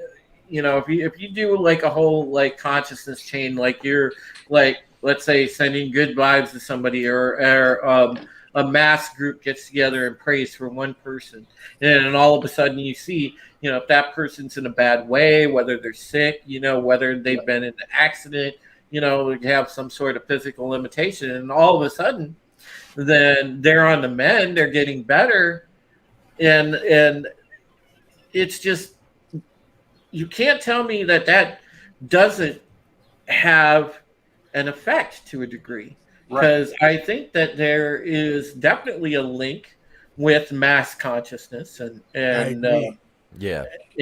which is why keeping people separate has an impact as well. Yes. Keeping people out of their houses of worship, which is fucking evil and unconstitutional, is impactful as well. But people are more vulnerable when they're isolated, and that they know that isolation begets depression, all those things. And once that depression sets in, that snowball starts rolling downhill, and then they've got you. Because you're at your most vulnerable point when you're depressed. You're questioning your purpose. You're questioning your sense of being. You're questioning your place in the world. They've got you right where they want you, right there. And then right by the short and curly. You're a member of the hive mind. You're a member of the hive mind. Yeah, because they broke you at that point, and that's what they wanted to do. And look what. Look! All you have to do is just pay attention to how much the rate of self-harm is up, and I was very careful with what I said there, because sometimes they don't like that word on YouTube. But look at the rate that self-harm is up, and just how many, how it's increased exponentially. It's insane during the pandemic, and domestic violence too. Yeah, that too. Small time. I saw that clip. Oh. Dude, Jon Stewart, he swallowed a red pill someplace, didn't he? Yes, he did. Yes, he did. A great big one.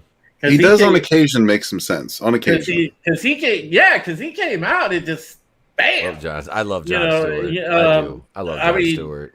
I mean, more oftentimes than not, I thought he was a dickbag. But man, I'll tell you what, Jon Stewart, when I saw that clip. Yeah, he was spot on, and even like Colbert was taken aback, which he was so uncomfortable. Colbert's a pile of shit. Colbert's a bitch. Yeah, he's such a bitch. Like, he's just a swarmy little weasel. It's like what's that other idiot on Comedy Central? Trevor Noah. That little little wise ass. 32 flavors of dick. Nick. Every time I watch that, it's like every time I watch Trevor Noah try to be funny, I'm like, I would rather stick a fucking ice pick up my nose and give myself a lobotomy. And that's the feeling I get from Stephen Colbert. You remember when late night talk shows were actually funny? Remember when you could turn on? Been a while. Like, honestly, like I used, and I know this, I grew up watching like David Letterman and Jay Leno do stand up. Before they were late night hosts. Like I did. I grew up watching them do stand up.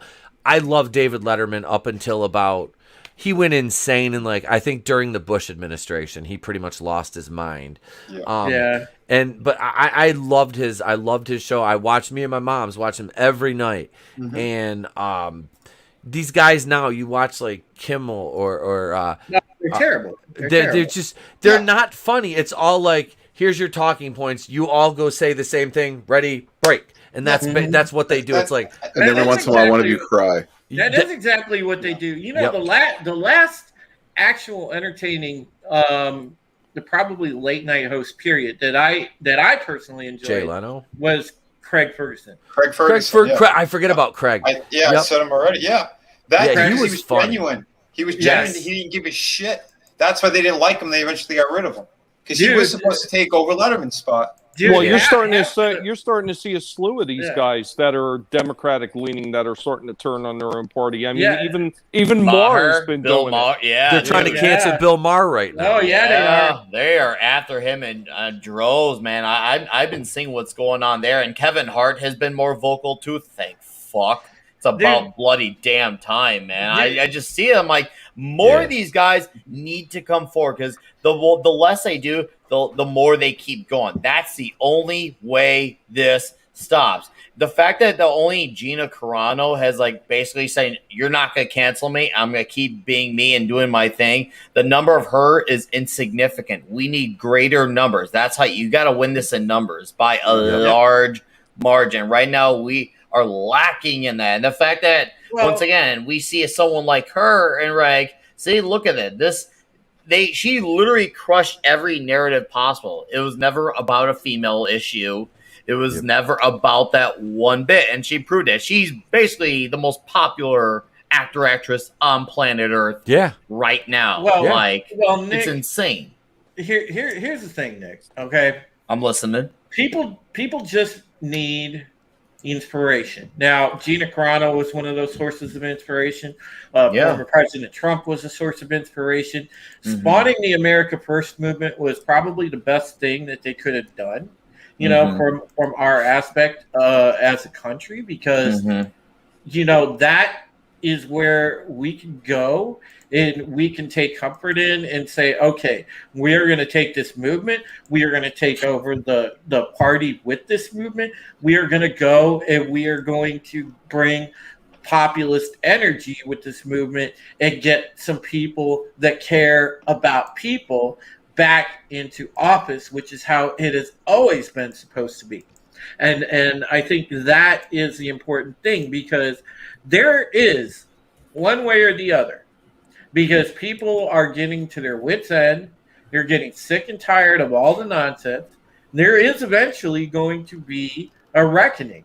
There will be a revolution. And mark my words, the difference between being violent and nonviolent is how it's handled from here on out. And there does, as you pointed out, Nick, need to be more voices not afraid to speak truth. Yeah, I mean, and seriously, and we need to do it, because otherwise they're going to keep continuing. They are feeding off this. We're a parasite to them, and they keep on feeding, man, and it's just making them hungrier. Is making the beast grow stronger. I know I'm using basically a monster analogy, but it's true. It's true. What's up, Makani?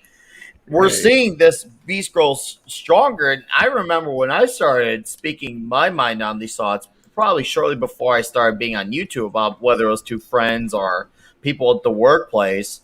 And, you know, people thought I was absolutely like nuts for saying these things. But now, and that was, 18, 24 months ago, somewhere around there, between there. Now I got people starting to ask me questions who are now paying attention and starting to see it from my end. And it's just funny, because I would have never thought that would have happened way back when. I've had people wrote me off, and now I got people like, hold up. Maybe Nick had a point. It's just one of those things. It's kind of like, regardless of how you feel about Alex Jones, he has said some outlandish things. Dude, he has been right. He has been right about a lot of things. And he's a true proof of, give him enough time, and what he says will eventually come into fruition. It's kind of like some crazy oracle type of shit.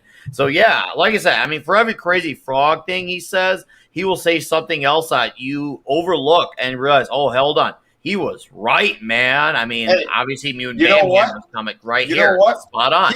He was even right about the frogs, because he was talking about the. He was talking about the water, that they were putting shit into it. Yeah. And they were changing genders. Yep. You know, there's one way to fix all this. What we need to do is we need to get a grassroots movement going. We need to put guinea pigs in office. Because you know what? Here's the thing. If we have the guinea pig collective in office, we can have all these cute, fuzzy guinea pigs, and who wants to sit there and hate on them? And if they do tend to hate them, well, we can take off their toes. So it's a win-win for everybody. Nice, Tommy. Nice. Oh, that was good, Tommy. Yeah, that was really good. But by the way, you know, Adega, thank you so much. Adega's in here, and he's pulling double duty. He's throwing, contributing to the chat, and he's also he's dropping everybody's links in here. So make sure you drop your stuff in there, Adega. Show off your books and stuff. Show off your stuff. Come on, show it off. Whip it out. Come on, take it off. No, come on, do it. Do it. Fury Kitten says, Fury Kitten says, how dare you deny the gay and trans frogs and gender fluid frogs in Pride Month? The frogs are gay. The frogs are gay. Well, I'm kind of curious. So why are they so worried about these gay frogs? Did the Batman do something to them when they were out late at night, kind of like he did to the boy Blunder? I tried to warn him about that stuff, but no, he wanted to hang out with bats. This place is a madhouse. Clown world is real, people. Oh man, Yeah. see, this is the absolute fun and craziness that you get when you combine like Rogue Entertainment and the Dix Division all in one show. This is like friggin' amazing. We call it the Rogue Dicks. Rogue Dicks or Dicks and Rogues. Dicks and Rogues. Rogue Dicks, yes. Rogues and Dicks. Yeah. Dicks and Rogues. That's kind of like Aces and Eights, isn't it? It is kind of like Aces and Eights, man. You know, Drew, when I'm out in Vegas in August, we're gonna have to do a stream with like so we can like connect. So like we can see back, hey Drew. We're gonna have to do one of those. We'll have to do like a quick live panel, just like interact with having some of the people together, and send one out to you, and to those who can't make it too, because obviously you can't make it. Sporking can't. Yeah, I mean, I would love to go out there, but there's two things holding my back. One is obviously the situation with mom and her care. The second is finances are great, and I don't know that I can afford to take a road trip to. No, dude, Vegas. That's good reason, man. And listen, I would absolutely love to go there for a community meetup. I would actually love to, if we could somehow organize, an East Coast community meetup, and not in New York, but someplace like middle ground, like someplace in PA. Even safe to go to New York anymore? I mean, come on, look at what it's. The thing is, come to the Carolinas. 12-year-old me would have been freaking out about going there, but now after what I've seen it's become, it's just like, yeah, I can't wait to not go there. But somewhere, like good, like middle ground, Midwestern state, Indiana, Ohio, Pennsylvania, somewhere like that, and just hang out and kick it. Like, I would love that, man. For real, I would love that. Like, I wish that the YouTubers that I know that actually live by me, and I need to get up with John Talks one of these days, and also Cropper, because those two and I were discussing at some point. we were discussing about going to Cedar Point and doing like kind of like our own version of park hopping. But yeah. By the way, folks, I mean, that idea that's open on the table there too. If anybody wants to do like a series of park hopping videos from Cedar Point, if you again live close to the area, I'm down to do so. Well, what are you going to call it, Drew? Are you going to call it Dix hopping? Yeah. Speaking of Dix hopping, Bruce Lombardo of the Dix Division saying Dix Division swinging strong in the chat. Yeah, we are. What's up, Bruce? It's such a good comment. Fairy Kid says Minneapolis has some. Yeah, you don't say. I'm flabbergasted. I mean, I'm it's inconceivable, as they said in Princess Bride. Just don't try to go to a Target. Yeah, exactly. What could go wrong? Too soon? I mean, hey, look, as long as we don't have another summer of love like we did last year, I'll be good, man. It's funny you mentioned the summer of love. My brother, who lives out here in Illinois again, he literally got out of Seattle about 2 months before the Chaz was a thing. And so, like, when that area that they made the Chaz, when they were showing on like Crowder, like one of the guys being super drugged out of his mind. My brother was literally watching crying. I think it was when Quarter Black Garrett was there at the scene of the whole area, and my brother was like, "I know that guy." I'm like, no. He's like, yeah. He's like, that guy was always super drugged out of his mind. I was like, are you kidding? He's like, no. I'm like, this is his name. He showed me his name and all these things. He showed me his Facebook. I'm like, oh my God, that is the guy. Oh, wow. So he got out at a really good time. Yeah. I need to get down there and hang out with you, Drew. Like I said, I'm only about probably 3.5 hours away from you. I'm coming. I'll be in Cincinnati September 10th, 11th, and 12th for Horror Hound. Because me and the wife are doing it. We're going there for our anniversary, and I'm using it as another excuse to hang out with the bullshitters because we're hanging out in about a month in Fort Wayne, and then in Cincy for Horror Hound. So you should come up for that one though. Tell him 29. You're not happy with YouTube playing with his sub count, or no one is. Yeah, you know what? I've already done a string of small videos on that very topic. I That's know across Vigilante the board. Williams is. Yeah. You know, we were talking about it, and there's been a lot of other people that have been doing videos on that exact same thing. YouTube has been absolutely ridiculous with it lately, and it's all agenda driven. It is 100% agenda driven. And there's one other thing after that, Drew. Odega asked you to promo him.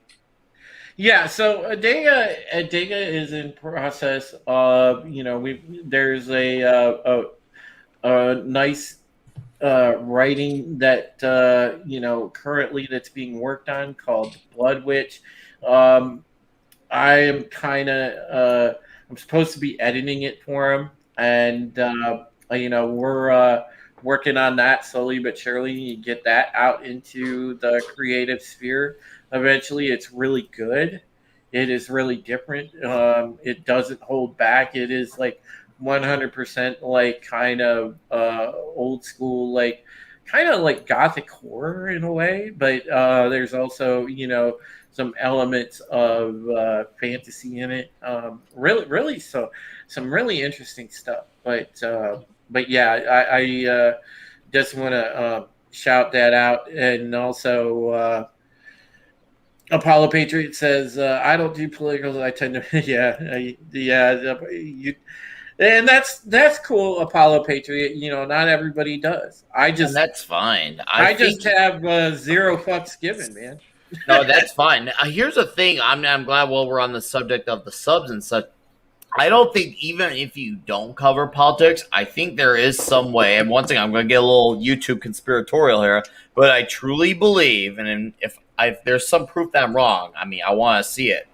I truly believe YouTube has a way of shadow banning based on who you follow. Like, it's one thing if you follow one Nerdrotic, but they see you have a Nerdrotic, a Young Grippa, and a Razor Fist, they're going to start to say, okay, we know where this guy swings. Now, Nick, they most definitely do. I mean, part of that is about who you know also, because Twitter has proven again and again that they have tools at their disposal. So you could block somebody who follows all these different people that they don't like. And so you necessarily don't even have to be part of the argument. You just got to be guilty by association. Oh, yeah.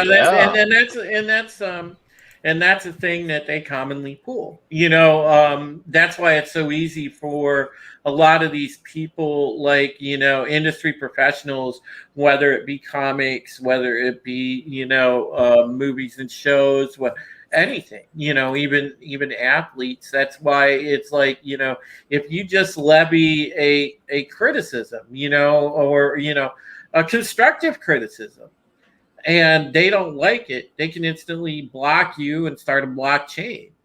And their followers can do the same thing. I mean, it's ridiculous, and then it just absolutely screws you over. And it's just I hate all this, but they're it's what they're doing. It's their way of censoring, and they're not going to stop. Because big tech doesn't want they don't want the truth out there. They want everything suppressed because they're in on it. Well, You know? yeah. The thing is, they have the state on their side. That's the biggest thing, and this is, you would think, what with the lockdowns and everything going on. I mean, I always tell people, how is it that you can still want more government? There, everything that's happened, but the thing is, a lot of people don't even know the things that have happened. Like, you want to know why people still don't even know a thing about the Fauci emails? Still don't know about the Whitmer death toll. Still don't know about the Cuomo death toll. Still don't know that Gavin Newsom went outside having a joy of a time without a mask. A lot of people still don't know these things even happen. So when I had to tell people who are definitely not from my wavelength, they are shocked, and of course they try to shut down the conversation until the proof is in their face. Mm-hmm. And it's shocking them, and it just shows you how good and talented they are at suppressing these things from getting out there. Because guys like us, we get a magnifying glass out, and we are paying attention to every little detail to connect the dots. They want you to go to sleep. The news. Nick, sometimes those people, even if you put the damn information right in front of their face, they still don't want to believe it because they've been spoon-fed this nonsense by the mainstream media, and that incorporates like newspapers and everything like that. Yes, they still are in print, and people still do get them from time to time, but it includes all that, even radio to a certain extent. A lot of this is reminding me of. I kind of have the exact opposite of what you just had for Shellback. I think, and this is a Ripper statement, it starts with culture. Where did a lot of this gaslighting start? It started with Ghostbusters 2016. Started with The Last Jedi. That's when they started to, tell you what the truth was, despite it, being evidence to the contrary. They started in pop culture. So I actually think we kind of have to focus on pop culture because it's usually the hotbed, the testing bed, what they're going to do to the populace at large. Yep. And we need to know that link exists, definitely. But this is, to me, the gaslighting of people in mass started in pop culture. But you're 100% right. But I saw it around 2003, 2004ish. That's when I first started seeing it. Vinny, when I was working for big companies. You're not wrong. Vinny, are you like mid-40s? I'm 40. Okay. So roughly, you remember, like, if you go back in the day, okay, so like women went like right around the time like women's lib started, and the old like that movement, like the old LGBT movement when that started, like they slowly started planting the seeds. Like they started planting the seeds, and even like feminism back then had started that, because it started off women's lib, and that's fine. But as soon as they achieved like pretty much their desired result, it turned like they ramped up the volume on Marxist bullshit. And then that is where it snowballed into the feminism of now. And the same thing, again, like this stuff with playing the race card. And this is nothing new, folks, because if you pay attention, you go back to like, let's say, what was it, the 80s, okay?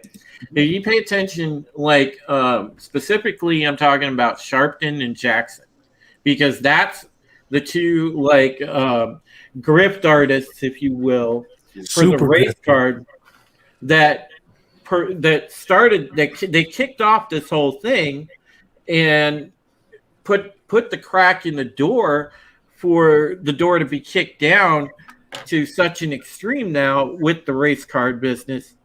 But they started it. First off with the Tawana Brawley case, and then so on and so forth. And it went from there. And, they would cherry pick these cases to spotlight, and they specifically give convenient details to make people outraged. It's always been with those type of people a gaslighting thing. That's all they do. Of course. And they were the ones that kind of pioneered this. And because it's there's the money same- to be made. Yeah, and it's the same ideology, except it's just worse now because it's now come to the forefront. It's come to the mainstream. Yeah, every equality movement eventually becomes a superiority movement if it doesn't start there. Yeah, exactly, Gaze. Because it's not. They don't want equality. It's equity. Yeah, it's equity of outcome now. It's not equality anymore. They want the benefits of it, but none of the consequences. Thank you. Therein accountability. lies the problem. Mhm. You know, you've got people But they'll never admit that. people that have been indoctrinated into a belief system. And I mean, if you look back at which was it Johnson? That which one of them was it that said he'll have? You're right. Yeah, Lyndon Baines Johnson. Yeah, you know what I'm talking about. Voting that Democrat for the famous next quote. 100 years. That famous quote, and that was a Democrat president. But somewhere along the lines, you're telling me in the middle of the night, the Democrat and Republican Party switched places, and now the Republicans are the white spread. And I'm not a Democrat, and I'm not a fucking Republican. I'm a libertarian. I don't care what you do, just don't fuck with me. That's my outlook on shit. But, all right. But also, you know, the one thing I could say about libertarians, is, you know, don't fuck with history either. Oh no, trust me. Hey, know? the way this country is, no, you don't. Revisionist history is poison. It is. Revisionist history is poison, and that's all they want now. They want to go back and they want to scrub things that are painful. My family's Russian Jews. Okay, I've got Ukrainians in my family. I've got Hungarians. I've got Polish. It's a painful fucking. Everybody has a painful past. Everybody's ancestors have been through shit. Okay, to varying degrees. That's not the point. The point is, what are you doing moving forward? How are you treating people moving forward? What kind of energy do you put out into the world? And it's like they just want to focus on the negative and villainize. You know, just villainize. They need somebody to villainize. It's constant. Somebody has to be the villain, so they can cling to that sweet victim status because that's clout. That's just clout moving forward, and that keeps them relevant. It's also the sleight of hand like a magician does. Look at that over there. Don't look at what I'm doing. Yeah. Well, that's the whole thing. Like so much of this, it's like they're illusionists because so much of this really is an illusion. Because it's not reality. No, they're trying to sell you an alternate reality, folks, and that's what I always try to make clear to people: is reality is what you go out and when you observe human behavior and what you see with your own two eyes, what you interact with, you know, away from cameras and bullshit and mainstream media. You know, and away from the internet. Not enough people, especially now, cut themselves off and take a break. Not enough people go out and experience the world around them other than maybe like, you know, take the occasional walk to the store, blah, blah, blah. But to go and actually take a day and just you know, cut yourself off from technology and go and just people watch and be observant of things around you and see what's going on for yourself. You know, not enough people do that. So you're not getting the proper information. Yeah. You live life and you're worldly, you're going to know more what's going on. If you just if you're glued in front of the shit box, whether it's your TV, your phone, your computer, you're more susceptible to the nonsense that's going on, and that's what they like. They like that control. Well, you need to let your instincts out for some fresh air, right? You know, because that's just it's something that's important to your mental and spiritual health. So you need to let your human instincts out for some fresh air and be able to, you know, what I like to call it is observe things at street level. You know, and I encourage everybody to do that. It's important that you do, because if you have your eyes open, it's a lot harder for them to come and try and force them shut.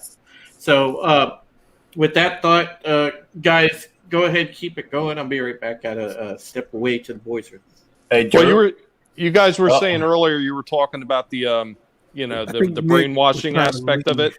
And a lot of Yeah. that does have to do with closed rooms. I mean, look at what Manson did with the family. Look what Jones did with all those people at his encampment. Yep. I All mean, right, these guys. kind of Hey, things do Nick, happen. yeah, Yeah, Nick I'm was about gonna. to leave. I was Yeah. gonna let Drew, but Drew's too fast. So it's gonna be my part where, guys, I was very limited time. I gotta get setting up for my stream in an hour and a half.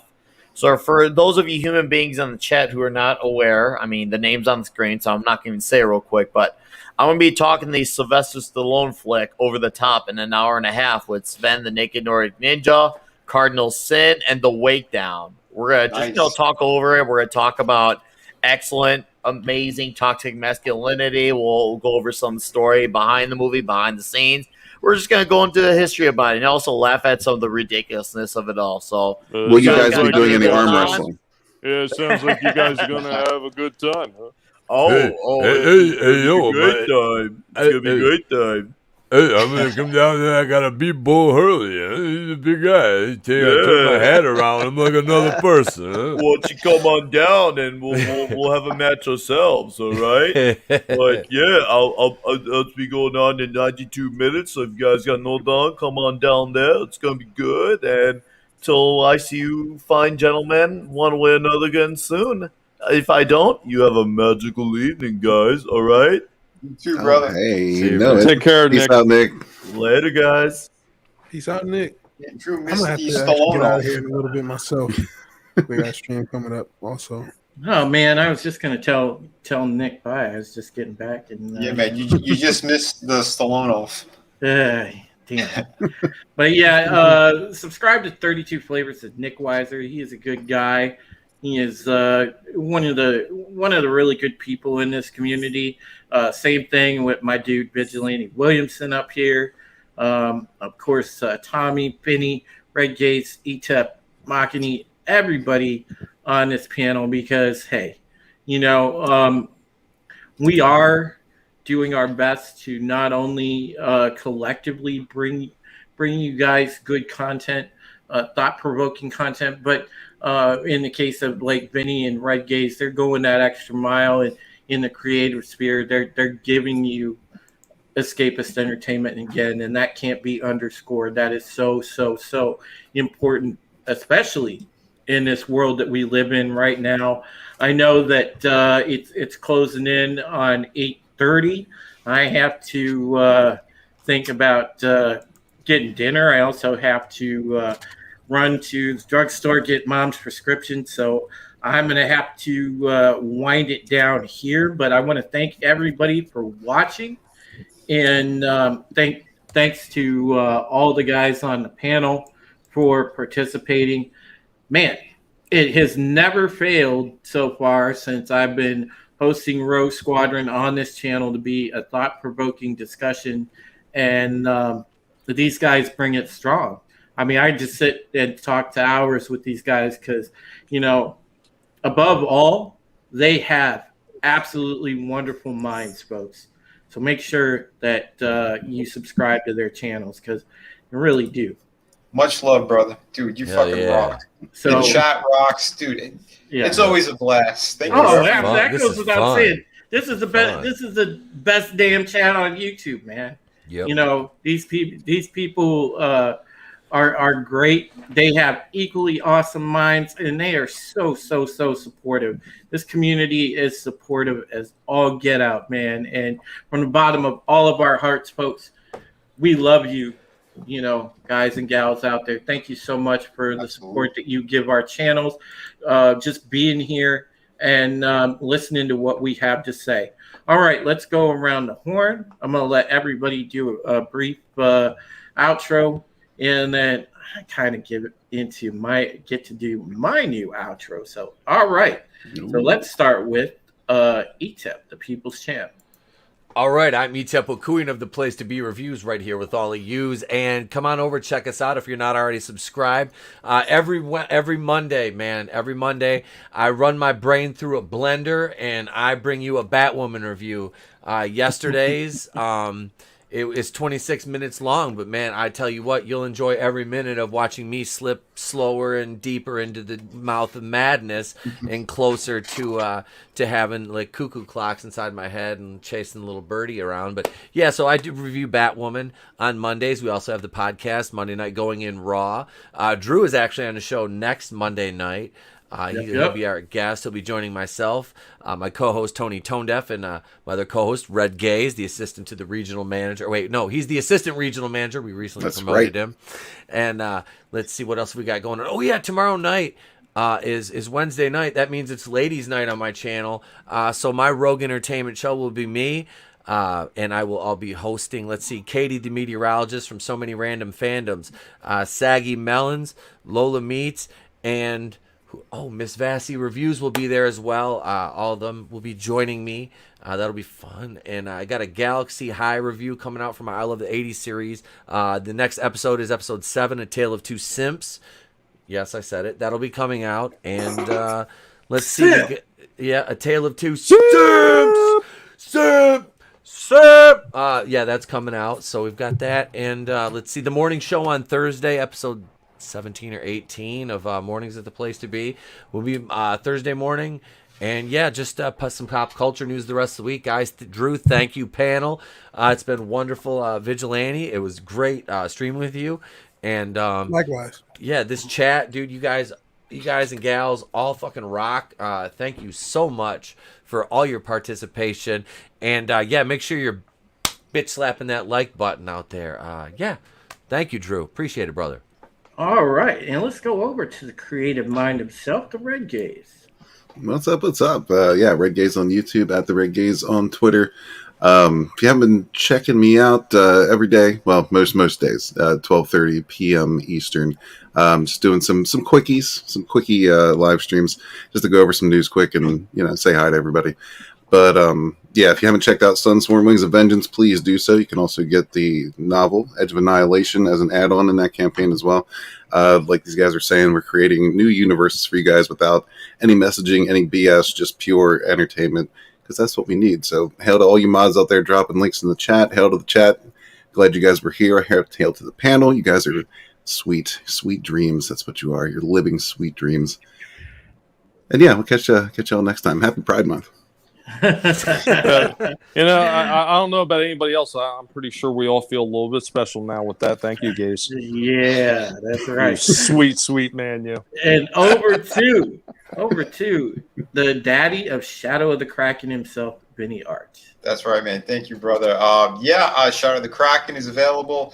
I should have it done towards the end of the year. That's what I'm aiming on this one. This is campaign number 6. In like 2 years, so they keep calling me the king here of the fulfillment king. Lots of different titles they gave me, but that's because I do produce. I make sure people get their books in hand.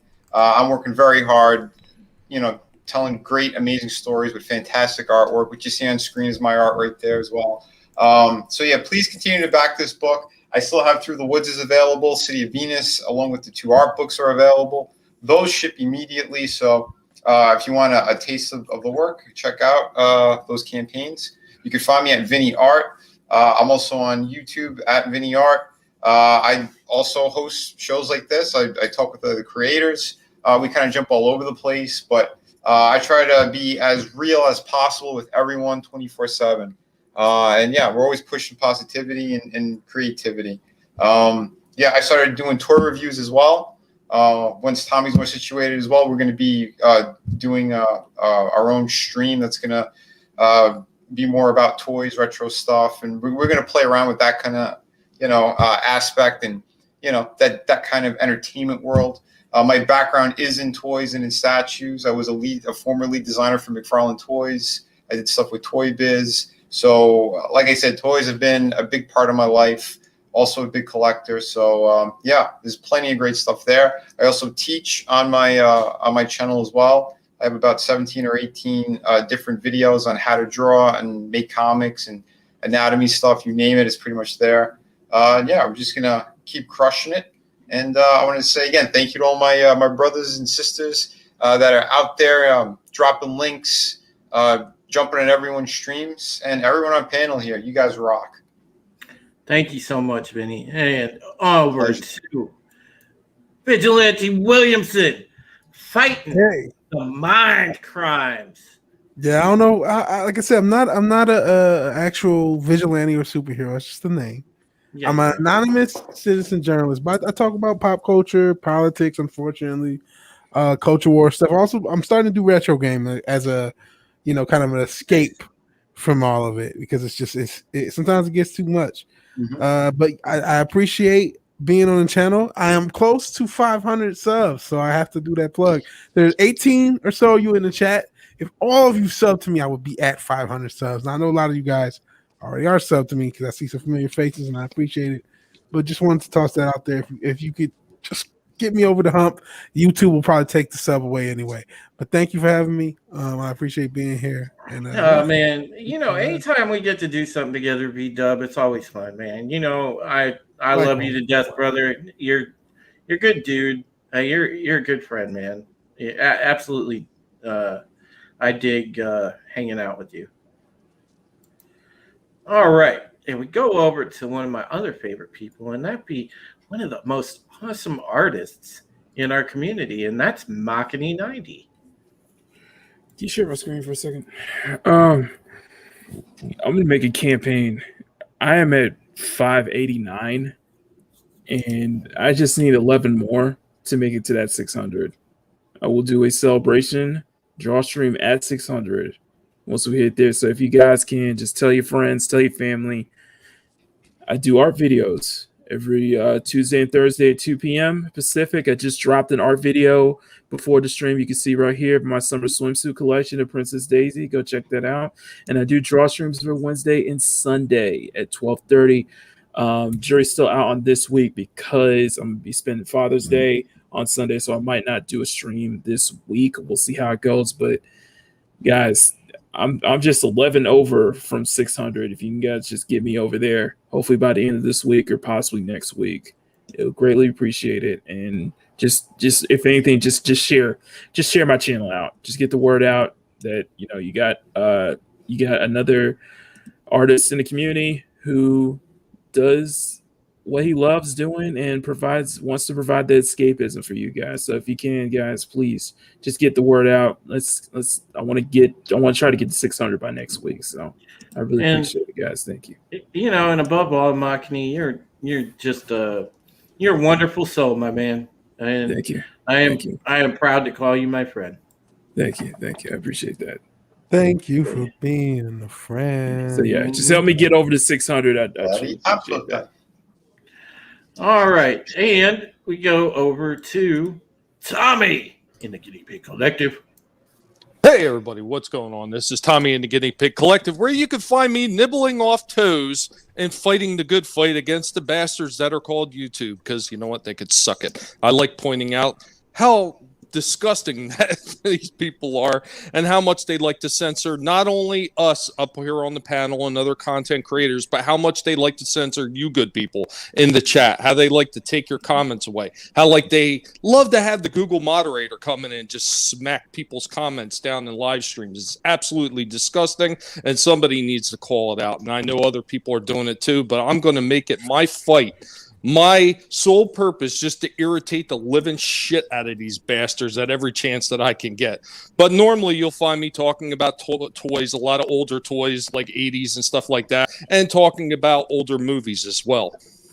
Now, one of the things that, I always say, never let anybody tell you what you can and can't say, what you should and shouldn't watch. Everybody really needs to take that philosophy. Don't let nobody ever push you around. Don't let nobody else ever bully you. And I want to end with this. I really feel bad that somebody wasn't here. So I'm going to have to speak on his behalf. Hey, everybody. This is Stephen Walton, your tree historian, born in the woods and in the national forest parks surrounding our great country, fighting for my chance to be a dendrophile. Make sure to befriend your trees and treat them right. It just wouldn't be a stream without a Walton joke. Yeah. Wash your hands, wash your ass. It wouldn't. That's right. Wash your hands, wash your ass. And cup your balls. But God, wash your ass. Make sure it's your balls you cup. But listen, I want to give a shout out to not only Adega but also Shellback for wrenching and doing a hell of a great job of sharing everybody's links out, and much appreciated on that. So thank you guys for working so hard, and again, thank you, chat, for just being here with us and being the best chat on YouTube.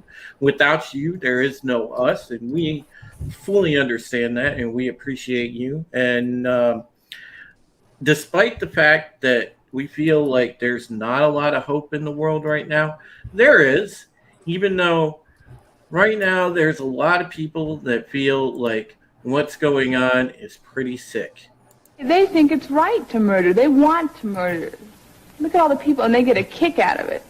A sexual kick out of it. The whole thing, I think it's sick. The whole thing, I think it's sick. The whole thing, I think it's sick. The whole thing, I think it's sick. The whole thing, I think it's sick. The whole thing, I think it's sick. The whole thing, I think it's sick. The whole thing, I think it's sick. The whole thing, I think it's sick. The whole thing, I think it's sick. What in the name of MK Ultra is going on?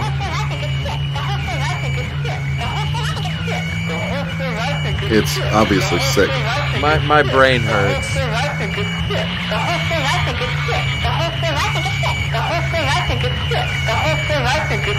Okay, if I think it's oh yeah, we're going to become Manchurian candidates after this.